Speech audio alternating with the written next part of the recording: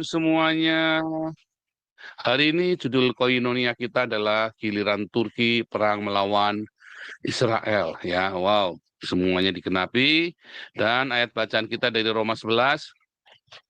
Nah, saya kasih judulnya. Ya, makna simbolis dalam wahyu, saudara ya. Ini sudah kita pelajari selama beberapa tahun belakangan ya. Saya sampaikan sedikit demi sedikit makna simbolisnya, saudara ya. Dan bagaimana pengertian dari simbol-simbol itu semuanya. Nah, hari ini ayat bacaan kita dari Roma 11 tentang Israel dan Kristen.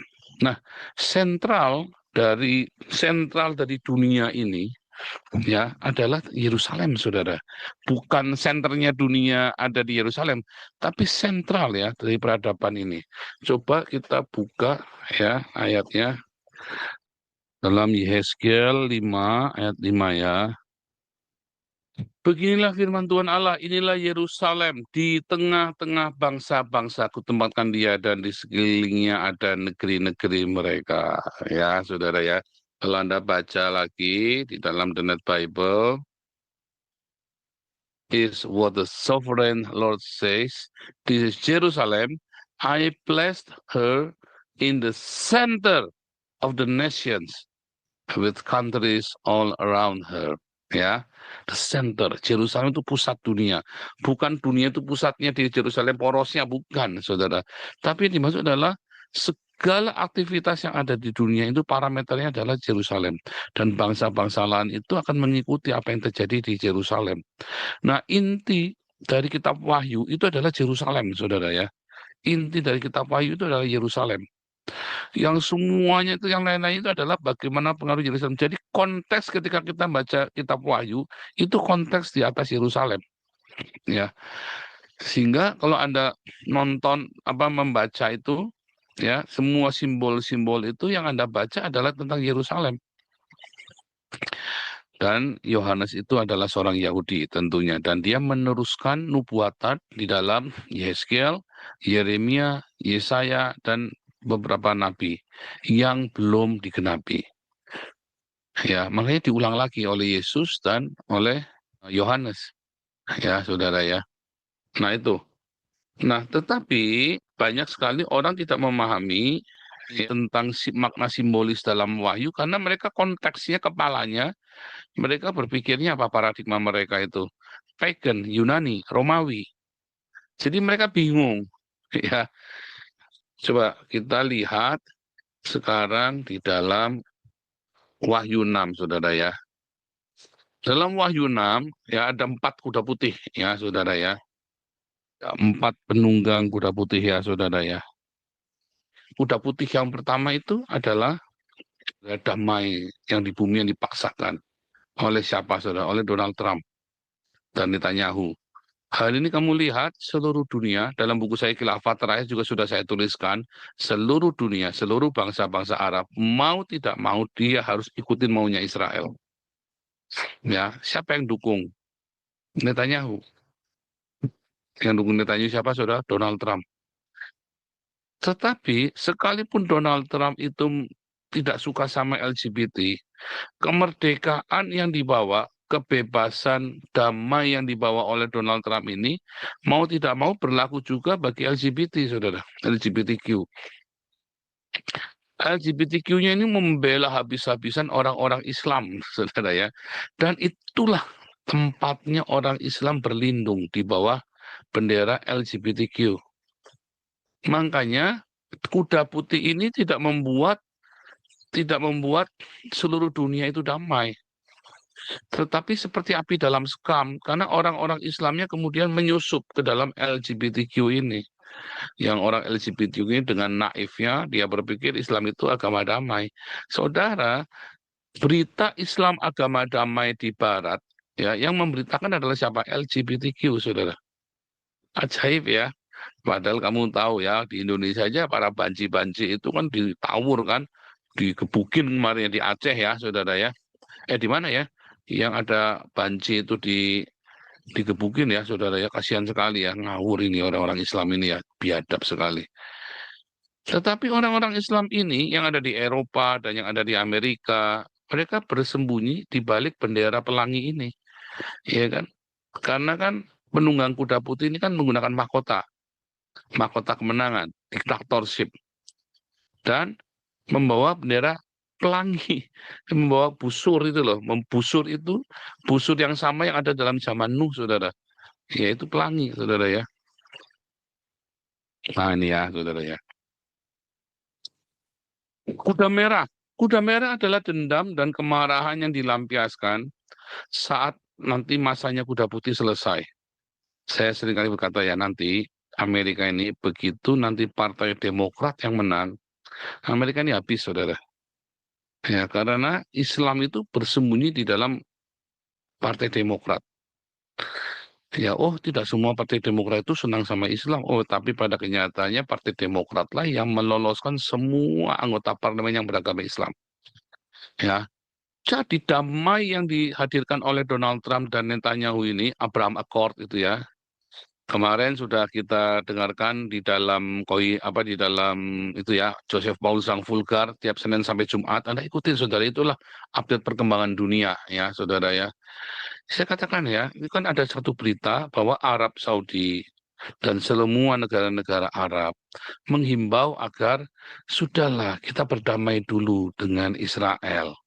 Nanti kalau kita sudah himpun kekuatan kita perang lagi. Lalu beberapa orang reporter dari beberapa televisi internasional dan beberapa influencer berkata itu adalah semangat takyah. Dan beberapa sosiolog yang mengerti bilang itu memang ada dalam Islam. Takyah. Kita sekarang baik-baik dulu. Kita berdamai dulu. Nanti kita perang lagi kalau kita sudah kuat. Itulah yang dilakukan oleh Muhammad, saudara, ya kan? Waktu mereka kalah, mau diusir, lalu mereka buru-buru damai sama Yahudi sama Kristen. Begitu mereka kuat, wah dihajar Yahudi sama Kristennya, diusir, saudara ya. Itulah, ya. Nah, jahat sekali. Islam itu memang begitu. Jadi Israel pun ya di parlemennya mereka sudah membicarakan masalah Abraham Accord ini ya.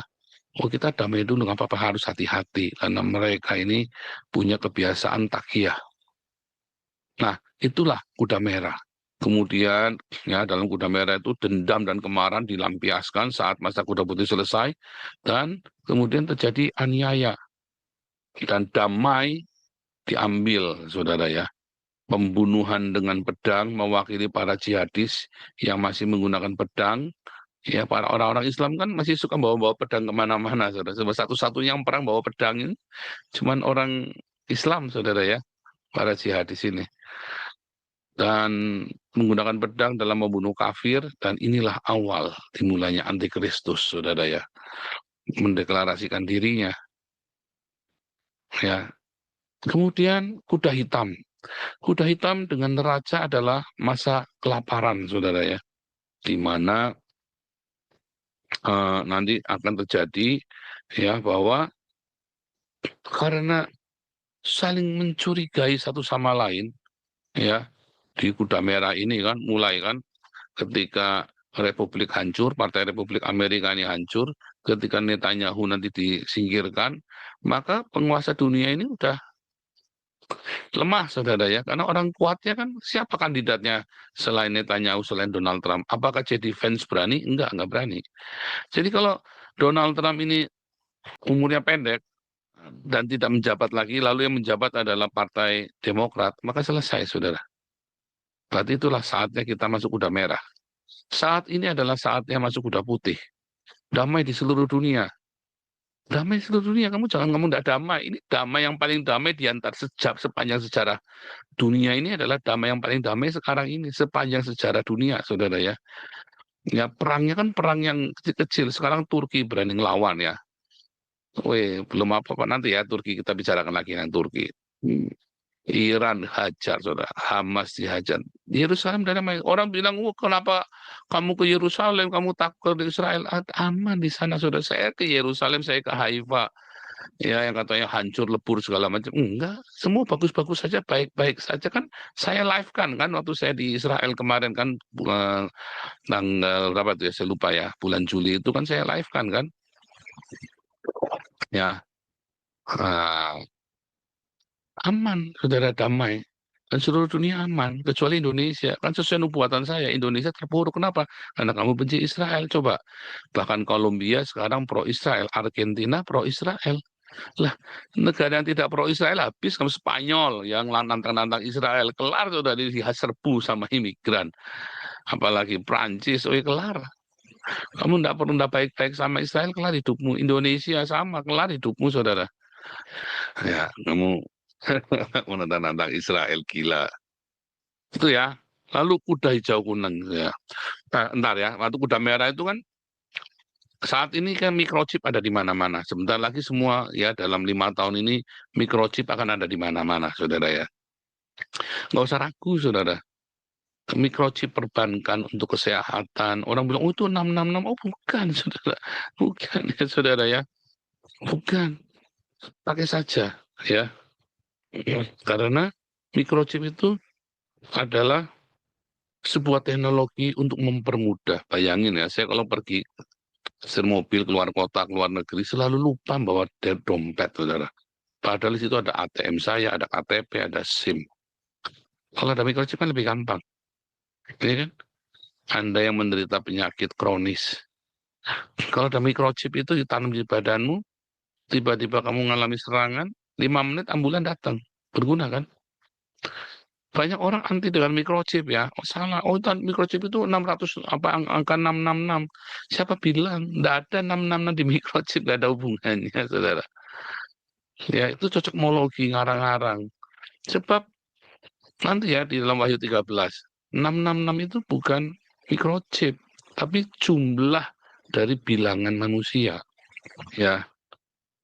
Nah, kemudian microchipnya dibajak, saudara. Perekonomian dibajak. Kolaps, saudara. Orang saling mencurigai. Karena orang saling mencurigai, orang tidak berani ya. Akhirnya bertransaksi pun kayak sekarang Indonesia nih, kayak di Iran, sama di Argentina. Argentina nih sekarang sudah pakai barter, saudara ya. Saking lagi krisis ya. Ya, Argentina kan kemarin benci sekali sama Israel. Nah, sekarang kena batunya dia krisis. Sampai barter ya, saudara ya, di Argentina ini. Nah, sekarang lagi mencoba baik sama Israel. Kolombia kemarin dihajar gempa, saudara ya. Ya kalau nggak salah ada di Venezuela yang gempa ya, saudara ya. Kolombia juga kemarin ya. Akhirnya sama Israel dia harus baik-baik, saudara. Sekarang Kolombia itu mau tidak mau terima Israel. Karena bantuan dari Israel. Ethiopia dibantu Israel semua baik. Indonesia bodoh, saudara ya. Bodoh. Nah itulah, saudara ya. Tapi kemudian dibajak microchipnya. Dunia kolaps, saling curiga mencurigai. Makanya kuda hitam datang. Ya, kuda merah itu terjadi karena dunia kolaps. Ya, perekonomian dunia mulai kolaps, saling curiga mencurigai. Dia ambil alih. Lalu kuda hitam datang, saudara, dengan neraca dan masa kelap. Ya, neraca itu timbangan di dalam kuda hitam itu adalah masa kelaparan dan berlakunya syariah Islam. Tetapi orang Kristen dan orang Yahudi masih. Jangan rusakkan minyak dan anggur. Nah, itulah orang Kristen dan Yahudi. Minyak dan anggur itu adalah urapan dan itu ya kehidupan. Ya, jadi orang Yahudi dan orang Kristen tetap dipelihara. Coba seluruh dunia hancur, tapi orang Kristen dan orang Yahudi dipeliharakan, coba. Kayak Israel waktu di Mesir ya, saudara ya. Nah, kemudian berlakulah sistem barter yang diatur oleh syariah Islam. Karena syariah Islam kan melarang perbankan kan. Makanya kan siapa yang membajak microchip, yang membajak orang Islam. Orang Islam itu tidak bisa menciptakan apa-apa. Microchip yang di zamannya kuda putih ini nanti, zamannya kita, sebentar lagi, ya itu dibajak. Sistem perbankan itu dibajak. Makanya orang saling curiga mencurigai, maka kuda merah ini mulai bisa memberontak. Tadi si orang-orang Islam yang di bawah perlindungan LGBT ini mulai menampakkan dirinya. Lalu terjadi kekacauan di seluruh dunia, lalu terjadilah resesi ekonomi. Dalam resesi ini orang hanya bisa barter dengan syariah Islam. Itulah antikristus. Kalau di kuda merah awalnya, maka di dalam kuda hitam ini mendeklarasikan dirinya. Tapi kan mereka miskin dan sudah dilucuti nuklirnya. Lalu perangnya pakai apa, saudara? Perangnya pakai kuda hijau kuning dengan pandemi. Ya, binatang buas katanya kan. Binatang buas itu adalah itu ya, perang biologi, saudara ya, bio. Mereka menggunakan senjata biologi dan senjata kimia. Senjata yang murah, bisa diproduksi di rumahmu, bisa diproduksi di kamar mandi, bisa diproduksi di kamar tidurmu, ya, tetapi mematikan bisa satu desa mati semua. Nah itulah, ya, 4 penunggang kuda, ya, dimulai dengan awalnya sekarang, ya, eh, yaitu mulai dari Donald Trump yang membawa damai dipaksakan kepada seluruh dunia. Lalu ada teknologi yang diterapkan yaitu microchip, kemudian microchipnya dibajak, terjadi resesi ekonomi, antikristus mendeklarasikan dirinya, dan kemudian orang-orang Islam ini yaitu antikristus, dia perang dengan senjata biologi dan senjata kimia. Ya, malaikat di Efrat di dalam Wahyu 9, tadi kan Wahyu 6, kita lompat ke Wahyu 9. Apakah 4 malaikat di Efrat, saudara? 4 malaikat di Efrat, ya. Kalau cerita malaikat jahat, ya, itu adalah apa, saudara? Adalah penguasa. Itu adalah Turki, Suria, Irak, dan Iran. Adalah negara-negara di sepanjang sungai Efrat yang membenci Yahudi dan Kristen. Mereka semua ini udah pernah perang sama Israel. Ya, Irak pertama kali sudah, saudara, ya. Suria sudah takluk, ya. Iran sudah, yang belum apa, Turki. Ya, inilah 4 malaikat di Efrat, saudara, ya. Ini kan semua sudah perang semua nih, ya. Irak sudah pertama dulu, ya. Irak, Suria, ya, Suria sekarang udah takluk. Ya, Golan itu udah diambil, ya. Iran, ini semua di Efrat semua. Nah, tinggal Turki nih, saudara, belum pernah perang sama Iran, sama Israel, ya. Nah, ini saatnya nih. Ini kalau benar-benar meledak, pecah perang. Nah, inilah 4 malaikat di Efrat, ya, negara-negara musuh Israel yang ditaklukkan oleh Israel. Jadi 4 malaikat ini sudah dan sedang berlangsung, saudara, ya, dengan segala macam malapetaka. Tetapi ada saatnya nanti mereka kemudian bersekutu menjadi sebuah aliansi. Kan sekarang lagi tren aliansi, kan? Aliansi. Akhirnya nanti Iran akan beraliansi dengan semua, ya, negara-negara di sepanjang Sungai Efrat. Sungai Efrat ini nanti kering, saudara, ya. Sekarang sudah mulai kering Sungai Efrat itu, ya. Dan ini akan beraliansi Turki, Suria, Irak, Iran. Kemarin itu ada aliansi Arab Saudi, Pakistan, dan Afghanistan, saudara, ya. Nah, ini menjadi aliansi baru, saudara, ya. Wih, serem ya, saudara, ya. Coba sekarang, ini Turki sekarang, ya, sedang genderang perang, tetapi ini belum, saudara. Ya, jadi sudah dan sedang, tetapi akan terjadi lebih lebih ini lagi, ya, lebih serem lagi, ya. Akan jadi aliansi baru. Ya, ada BRICS, jadi mau jadi kayak NATO, saudara, ya. Menjadi kayak NATO. Karena kan si Turki kan anggota NATO, tapi dia ditolak menjadi anggota Uni Eropa. Nah, lalu Turki ini akan membuat sebuah aliansi dengan negara-negara sepanjang Sungai Efrat untuk melawan Israel. Dan terjadilah perang Armageddon di lembah Megiddo itu, ya, yang kemarin sudah kita ini, ya, sudah kita tunjukkan lembah itu, saudara, ya. Inilah 4 malaikat. Oh, sebentar, ya, 3 roh najis belum, ya. Itulah 4 malaikat. Nah, Wahyu 11 dulu, ya. Nanti kita kembali ke 3 roh najis, ya. Ada 3 roh najis, ya, saudara, ya. Tapi kita masuk ke 2 saksi Allah dalam Wahyu 11, ya. Yaitu pohon zaitun dan kaki dian. Tadi kita baca dalam Roma 11 bahwa Israel adalah cabang pohon zaitun yang asli, Kristen adalah cabang pohon zaitun liar yang dicangkokkan ke zaitun yang sejati, yaitu Yesus Kristus, yaitu Mesias, janji mesianik. Nah, sebenarnya janji mesianik kan bagi orang Israel, saudara, ya. Tetapi kemudian yang percaya kepada Yesus Kristus adalah orang Kristen, maka dicangkokkanlah ke pohon zaitun sejati. Tetapi kapan Israel itu dipotong? Enggak, saudara. Akan paralel. Jadi 2 saksi Allah yang dalam Wahyu 11, ya, ini kan ada dalam Wahyu 11, itu jawabannya adalah Roma 11. 2 saksi Allah itu bukan Musa dan Elia, saudara, ya. 2 saksi Allah itu bukan Henok, Elia, Henok, Musa, bukan. 2 saksi Allah ini adalah orang Yahudi dengan orang Kristen, ya. 2 saksi Allah ini adalah pohon zaitun dan kaki dian.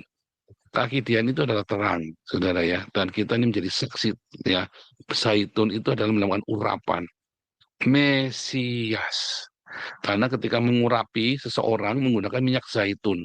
Yang namanya Mesias atau yang diurapi, ya bukan cuma Kristus atau Sang Mesias itu sendiri, tetapi orang Israel pun diurapi, saudara.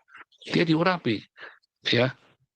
Orang Kristen pun diurapi oleh Roh Kudus, Pentakosta di Yerusalem kan, Kisah Rasul 2. Maka orang yang anti Mesias atau anti Kristus artinya anti Semit, anti Yahudi, dan anti Kristen. Siapa yang anti keduanya? Hanya orang Islam.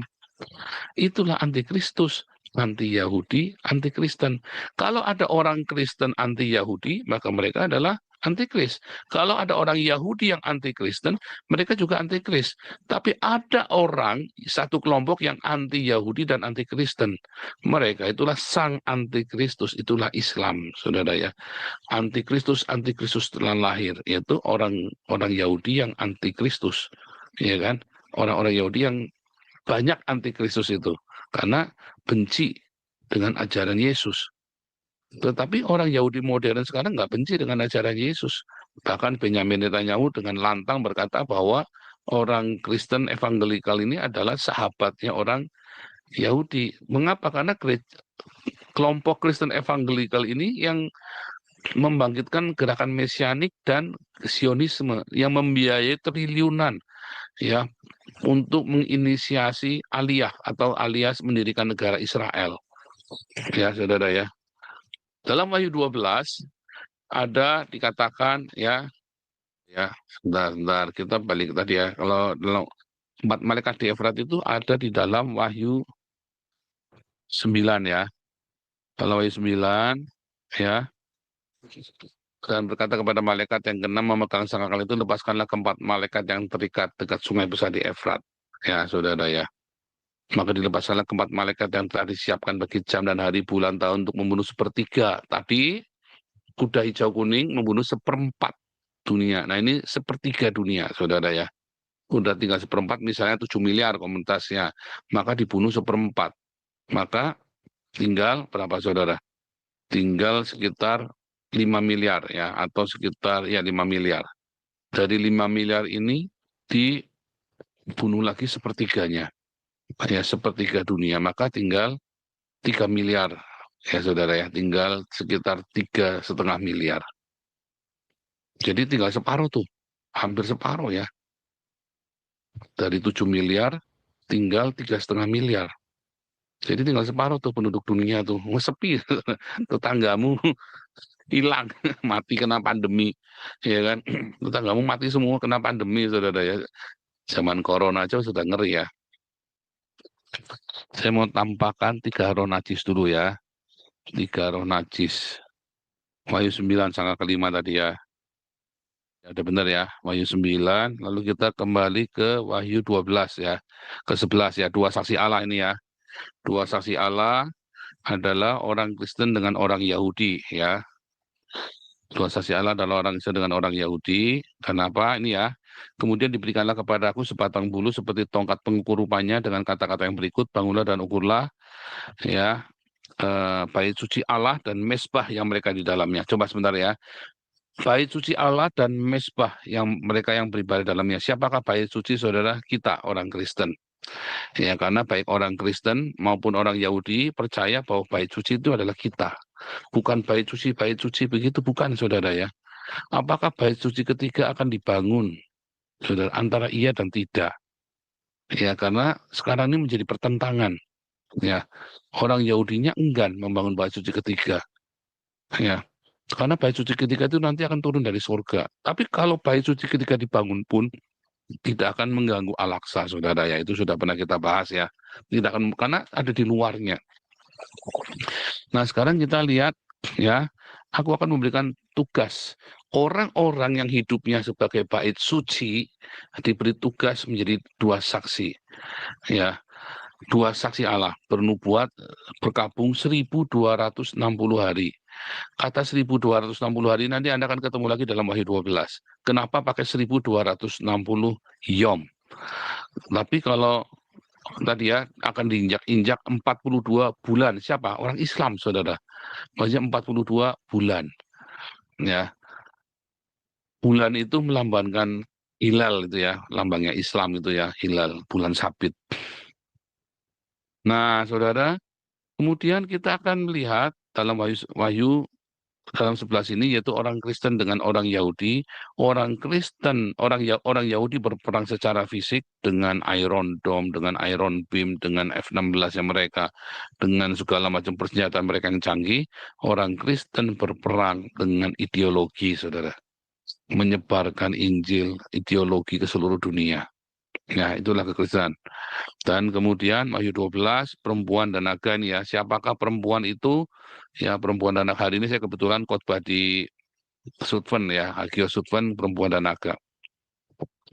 Siapakah perempuan itu? Perempuan itu adalah manusia, umat manusia, saudara, yang akan dipelihara selama 1 masa, 2 masa, dan setengah masa. Jadi 3,5 masa, yaitu 2.000 tahun, 4.000 tahun, dan 1.000 tahun, 7.000 tahun totalnya ya. Nah, perempuan dan naga ini adalah naga ya, yang berusaha menghancurkan umat manusia. Lalu di situ nanti ada ini ya. Maka marahlah naga itu kepada perempuan itu lalu pergi memerangi keturunan yang lain yang menuruti hukum-hukum Allah. Siapa hukum-hukum Allah? Yaitu orang Yahudi ya, dan memiliki kesaksian Yesus. Siapa? Orang Kristen ya. Nah, ini ya. Ya, hukum Allah, perintah Allah ya, keturunan yang memiliki hukum Allah itu yang orang Yahudi dengan Tauratnya dan memiliki kesaksian Yesus, yaitu orang Kristen, saudara ya. Dan inilah siapa naga itu, saudara. Naga itu adalah iblis. Ya, antikristus itu siapa? Antikristus itu ialah Islam. Ya, sang antikristus yang akan datang itu siapa, saudara? Imam Mahdi itu. Ya, the beast itu ya. Patung binatang itu Imam Mahdi itu ya. Patung binatang yang bisa bicara itulah Imam Mahdi itu, saudara ya. Sekarang kita masuk ke dalam Wahyu 13. Dalam Wahyu 13 disebutkan mereka akan ini ya, dan ia akan diperkenalkan untuk berperang melawan orang-orang kudus, mengalahkan mereka. Siapa sudah dikalahkan? Orang kudus yang dikalahkan. Itu Bizantin. Ya, kota Bizantin sudah dikalahkan ya oleh Islam. Kenapa? Korup. Karena mereka hedonisme, saudara. Karena pendetanya korup, hidup dalam hedonisme. Ya, dalam perzinahan juga. Wah, itu sudah terkenal ya zaman itu ya, saudara ya. Jadi Tuhan izinkan. Itulah gereja ortodoks. Lalu dengan pongahnya gereja ortodoks ingin bangkit kembali mendirikan hegemoninya.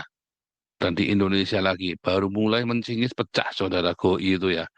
Aduh, saya bilang gereja ortodoks ini adalah gereja yang pertama kali menjauhkan kita dari ajaran para rasul, saudara. Ya, gereja ortodoks ini dengan segala macam ikon-ikon yang ya disakralkan, dengan segala macam mitos-mitosnya, dengan segala macam apa namanya itu tadi buntelan kayak lontong itu kayak kelenteng itu ya, saudara ya. Itu kan gereja ortodoks. Itu sangat pagan banget, dan gereja ortodoks inilah yang merestui ya, menyingkirkan orang Yahudi dari gereja, saudara. Nah, gereja ortodoks inilah keluar dekretnya ya 2 kali ya kan, Justinian Corpus dan apa namanya kodeks ini ya, Justinian Corpus dan sebentar satu lagi saya lupa, saudara. Ada dua hukum berturut-turut 365 dan 435, saudara ya, tahun 365 dan tahun 435. Theodosius Code ya, Justinian Corpus dan Theodosius Code itu yang membuat orang Yahudi tidak mau jadi Kristen lagi, disingkirkan. Ya, inilah gereja ortodoks. Makanya akhirnya mereka korup juga dan mereka hidup dalam hedonisme dan disingkirkan, saudara ya. Tuhan izinkan mereka jatuh ke tangan Islam ini, ya. Lalu, saudara, lihat ya, ada binatang, ya, the beast ini ya, saudara ya. The beast, patung binatang ini siapa patung binatang ini? Inilah Imam Mahdi, saudara ya, antikristus. Imam Mahdinya Islam itu adalah antikristus, saudara ya. Apakah Muhammad itu real? Enggak, Muhammad itu bukan kisah real, tapi spiritnya real. Karena apa? Apakah Nyi Roro Kidul itu real? Tidak, tapi spiritnya real. Ya, sama dengan Muhammad itu sama dengan Nyi Roro Kidul. Nyi Roro Kidul itu tidak bukan kisah nyata, tapi spiritnya ada karena diyakini, diceritakannya dihembuskan berkali-kali. Muhammad itu juga bukan kisah nyata, tapi kisahnya dihembuskan dan dipercaya, diimani, dikasih makan dengan iman dari pengikutnya. Makanya ketika Muhammad berkata Imam Mahdi itu berasal dari keturunanku berkening lebar, berhidung mancung, berkulit putih. Ini nanti kan dipatungkan ya. Patung binatang itu kenapa disebut binatang? Satu-satunya perang kayak binatang ini cuma orang Islam, saudara. Ya, perangnya macam binatang. Wah, sehingga dibikin patungnya itulah Imam Mahdi, saudara. Dan mirip ya. Wah, patung itu binatang bicara, bertindak sebegitu rupa sehingga semua orang yang tidak menyembah patung binatang itu dibunuh, saudara. Ya, dan ia menyebabkan sehingga kepada semua orang kecil atau besar, kaya miskin, merdeka atau hamba diberi tanda pada tangan kanannya atau pada dahinya. Nah inilah tandanya apa saudara? Ya, dan tidak seorang pun yang dapat membeli atau menjual selain daripada mereka yang memakai tanda itu, yaitu nama binatang itu atau bilangan namanya. Yang penting di sini ialah hikmat. Barang siapa bijaksana, baiklah ia menghitung bilangan binatang itu, karena bilangan binatang itu adalah bilangan seorang manusia, bilangannya ialah 666. Ini tadi saudara ya. Ketika Anda membaca itu la ilaha illallah Muhammad Cabulullah itu saudara ya, maka jumlahnya semua totalnya adalah 616 saudara ya. Nah, dulu pernah dibahas ya, nggak usah dibahas lagi ya. Pokoknya yang la ilaha illallah Muhammad Cabulullah itu ya, ini saya nggak tahu ini benar apa nggak, saya bikinnya pakai AI saudara ya. Maka jumlahnya adalah 616. Loh, katanya 666. Nah, ditambah huruf nun. Huruf nun itu artinya apa saudara? Nasrani. Ketika ISIS itu mau bunuh orang-orang Kristen di Syria, maka ditandai pakai huruf nun, saudara. Yaitu Nasrani. Yaitu apa? Jadi 616 tambah 50, berarti kamu itu mu'alaf. Maka antikristus ini adalah para mu'alaf-mu'alaf ini. Kayak Hani Kristian, Donditan, itu antikristus, saudara. Ya, itu yang akan membangkitkan antikristus. Mereka lebih kejam ya daripada orang-orang yang lahir Islam. Para mu'alaf ini. Ya, 616 ditambah 50 itu 666. Maaf ya, ini saya nggak tahu ini benar apa enggak nih nulisnya nih. La ilaha illallah ya, la ilaha illallah Muhammad Cabulullah itu ya. Nah, ini cara menjumlahkannya begitu. Kelihatan nggak itu? Itu ya. Nah, jadi cara membacanya begitu ya. Di, setiap huruf abjad Arabnya itu dijumlahkan, sudah. Itu kan bilangan manusia. Ya kan? Kan abjad itu kan bilangan manusia dijumlahkan. Lalu ya, kalau bilangan manusia bilangan seorang manusia saudara ya. Nah, itulah 616 huruf. Tetapi angka 616 ini sendiri kalau Anda membaca di dalam minuskul ini ya, dalam minuskul 115 ya, dalam minuskul 115 dan Irenaeus pun tahu ya bahwa ada angka 616. Aslinya itu bukan 666. Ya, Irenaeus berkata itu ada 616. Ya, ada satu minuskul yang menuliskan bukan 666 tapi 616. 616 tadi jumlah berarti jumlah syahadat Islam. Loh misalnya nih, ya dua-duanya benar nih. 616 apa 666. Maka 616 itu benar. Kalau 666 maka ditambah huruf Nasrani. Berarti itu adalah para mu'alaf itu. Ya, para mu'alaf itu para begal mayat itu kayak di Kristen itu begal mayat. Yang mayat aja dibegal saudara ya. Apalagi susu. Itu ya, minuskul. Jelas ya, 666 itu ya. Itu 666. Jadi 666 itu bukan microchip. Microchip itu justru dibikin untuk mendatangkan kebaikan bagimu. Tapi 666 itu adalah sebuah tanda. Nanti kamu akan diberi tanda seperti ini ya saudara ya. Di tangan ya, atau di dahi. Di tangan atau di dahi. Nah ini ya minuskul ya. Dalam minuskul 616 itu ya, dalam Alexandrian text type ya, atau dalam konteks Alexandrinus ya, dalam Wahyu 13:18 itu tulisannya itu bukan 666 tapi 616. Ya saudara ya, aneh ya, bisa pas sebenarnya ya kalau 616 berarti tepat sekali dengan syahadatnya orang Islam. Nah nanti seperti apa saudara Kayak gini nih nanti ditulis di tanganmu, distempel, ditato. Kenapa? Supaya kamu boleh barter. Kalau kamu udah tato gitu, kamu nggak boleh pergi ke tempat barter. Ya kan? Syariah, ekonomi syariah ini loh. Ekonomi syariah pakai emas, pakai dinar, sama pakai barter tangan. Ya, atau tulis di dahimu. Ya, atau dengan huruf nun tadi. Nah, simple Nasrani udah diwakili begitu aja huruf nun. Sekarang ini sudah terjadi ya di Syria ya, pakai huruf nun, rumahnya ditandain pakai huruf nun. Oke, lanjut ya, cepat ya. Nah, ini tiga roh najis dalam Wahyu 16 ya. Tadi kita ke skip ya, Wahyu 16. Wahyu 16 kita ada cerita tiga roh najis ya, saudara ya. Tadi kan ada sungai Efrat ya, empat malaikat Efrat ya. Lalu keluar apa lagi, saudara? Roh setan, tiga roh najis. Dan aku melihat dari mulut naga dan dari mulut binatang dan dari mulut nabi palsu itu keluar tiga roh najis yang menyerupai katak. Apakah tiga roh najis? Roh-roh setan mengadakan perbuatan ajaib. Mereka pergi mendapatkan raja-raja di seluruh dunia, mengumpulkan mereka guna peperangan pada hari besar, yaitu hari Allah yang Maha Kuasa, saudara. Ya, inilah nanti ya di Armageddon. Ya, mereka mengumpulkan mereka di tempat dalam bahasa Ibrani bernama Armageddon atau Lembah Megiddo tadi itu ya. Ini benar-benar perang, saudara ya. Nah, inilah tiga roh najis ya. Roh dusta, saudara ya. Islam itu roh dusta, saudara. Melalui apa media? Media itu ya dia pergi ke seluruh dunia menghasut raja-raja, negara-negara disuruh berdusta. Ya Harvard saja disuruh berdusta.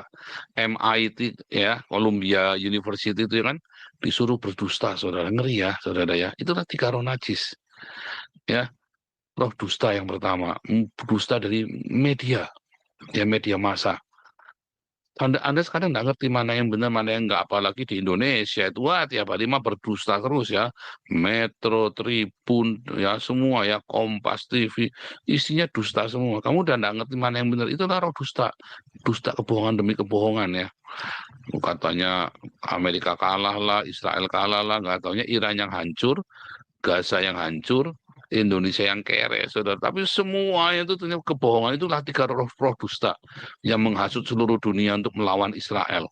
Balik lagi ya, sentralnya apa, saudara? Yerusalem.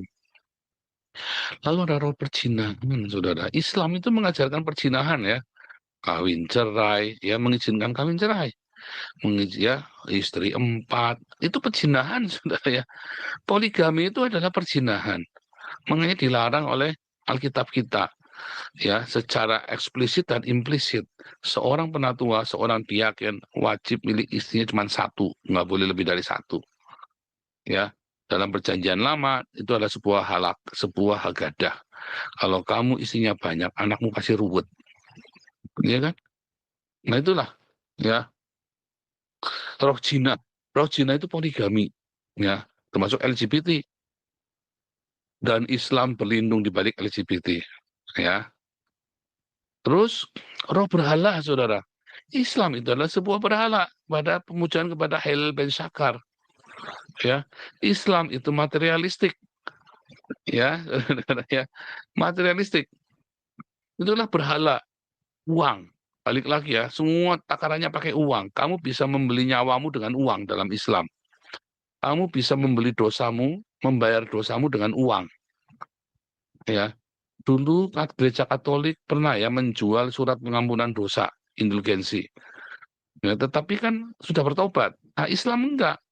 Kamu kalau habis membunuh orang, itu yang membunuh itu bisa membeli nyawanya dengan membayar sejumlah uang. Ya, itulah berhala, berhala Mamon. Itulah berhala Islam ya, dalam segala pengorbanannya, termasuk Moloch, mengorbankan anak-anak untuk berjihad, saudara ya. Termasuk pengorbanan kepada dewa-dewa mereka, dewa bulan sabit. Itulah berhala. Mamon, Moloch, semua berhala itu dalam Islam. Ngomongnya mereka tidak menyembah patung, tapi mereka jedutin kepala ke batu tiap hari, saudara menghadap ke batu, ya kan, ke Mekah. Itulah berhala, saudara, seperti itu berhala. Ya kan, apa bedanya coba kamu sujud Di tengah-tengahnya ada Ka'bah, lalu Ka'bahnya diganti pakai patung sapi ini. Sama saja kan? Ya kan? Oh, tapi kan Islam tidak berzina. Ya berzina, menganjurkan istri 4, kalau tidak berzina. Muhammad aja isinya 23. Perzinahan. Inilah 3 roh najis yang di dalam Wahyu 16. Ya. Nah, benar. Oke, kita kemarin sampai ke sini. Ada lagi, saudara ya, kain linen putih. Apakah kain linen putih, saudara? Kain linen putih di dalam Wahyu 18. Ya, adalah perbuatan baik orang-orang kudus. Wahyu 19 ayat 8, saudara ya. Ini adalah semua tafsir makna simbolis yang ada dalam Wahyu yang pernah kita bahas, saudara ya. Kita rekap satu-satu. Dan kepadanya diberikan, dikaruniakan supaya memakai kain lenan halus yang berkilauan dan yang putih bersih. Lenan halus itu adalah perbuatan-perbuatan benar, ya, di kayu sune atau zadek dari orang-orang kudus, ya. Lalu buat apa kain lenan putih itu? Lalu ia berkata kepadaku, tuliskanlah berbahagialah mereka yang diundang ke perjamuan kawin anak domba.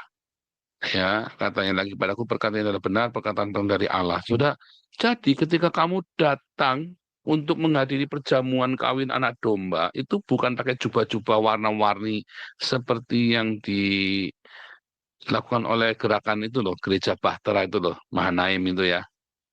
Bukan, saudara. Justru kalau kamu baca di dalam Wahyu 18, semua yang warna-warni ini ya, itu Babel, saudara ya. Ya, jangan membeli barang-barang mereka ya, menangis ya. Para pedagang, kenapa ini? Kalau Anda baca ini ada tentang Babel ya. Ya, para para pemuka agama yang suka sekali memakai baju warna-warni, saudara. Yaitu apa, kemewahan dunia. Ya, makanya para pedagang agama ini ya, para pedagang agama ini menangis bergabung karena dia, sebab tidak ada lagi orang yang membeli barang mereka. Nggak laku dagangannya gereja, saudara, dagangannya agama-agama ini. Ya, yaitu barang-barang dagang dari emas, perak, permata, mutiara, lenan, halus, kain ungu. Bukan kain putih ya, kain ungu, sutra, kain kirmisi, dan seterusnya itu, saudara ya. Terus mereka apa, saudara? Wih, lembu, domba, kuda, kereta, budak, bahkan nyawa manusia. Dan kalau Anda lihat ya bahwa ya ada yang haus, ya ada gereja yang sudah kenyang ya. Gereja itu kenyang dengan darah para martir, yaitu gereja Katolik. Gereja Katolik nanti di akhir zaman sama seperti nasibnya dengan gereja Ortodoks, akan dihancurkan. Karena masanya gereja Katolik berakhir zamannya Paus Francis dan Mother Teresa. Paus Francis dan Mother Teresa itu adalah orang-orang yang memberikan teladan terakhir bagi seluruh dunia, teladan Kristus. Inilah gereja. Sebelum gereja ini dihancurkan, kamu harus lihat saya, katanya Tuhan Yesus. Itu lihat siapa, saudara? Lihat Paus Francis, lihat Mother Teresa. Tapi sekarang, waduh, saudara, kamu malah disuruh belajar sama Islam, sama Paus Leo.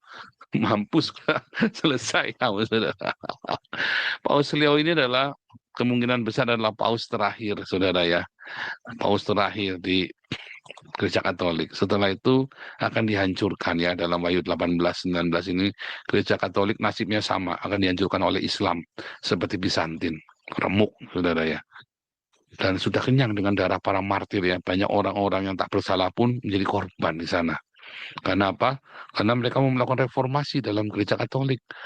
Ya, dan nggak suka dibunuh, saudara. Nggak suka pokoknya singkirkan, bunuh. Ya, tapi nggak seperti orang Islam ya. Tetapi itulah darah para martir. Ketika orang mengkritik gereja Katolik nggak boleh, saudara.